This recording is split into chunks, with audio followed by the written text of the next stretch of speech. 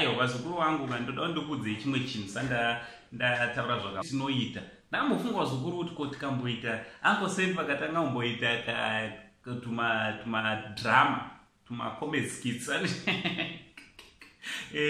zvakamira sei munoda here kuonawo Uncle vachiita tumacomic skits pachannel penyu ameno imi ndimunotitaurira nditi muri kwauri sei kumabasa December unoyu handiti ngatisadhiraivhei takadhakwa handiti let's not drink and drive vazukuru vangu ngatichengetedze upenyu hwedu tichengetedze noupenyu hwevamwe muna December munomu handiti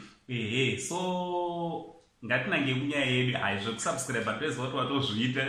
ndinovimba newe muzukuru wangu handiti so vazukuru pane foto raMambo Dutere rakonzeresa nyonga mastreets esocial media vanhu vari kuti zviri safe here foto racho nderino here ndoda kuti mungozvionera mega nditi remember kuti Mambo Dutere ndo vanoti aiwa zvevanhukadzi handidi padhuze pangu aiwa iyo haisi secret is always with his beautiful wife handiti Mambo Dutere kunyange panga pastage kana kupi but pane mufananidzo uno uri kukonzeresa nyonga kuti aiwa kaMambo Dutere hazvisisiri safe zvamakuita plus nefashion ramakurova here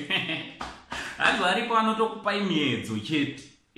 hakuna munoziva pana mwana vanogona kutongokupa miedzo iwe usingadi uzvo zvako zvitori right unogona kungopesa wapinda mumiedzo muzi wamacelebrity anowanzopinda mumiedzo nyaya dzavo dzozotanga kutendera dzakawanda vamwe vamanga musingatofungire kuti zvingaitike zvakadaro kwavari so what do you think naMambo Dutere pakubva pakutanga vanga vasingachidai mazuva ano vodai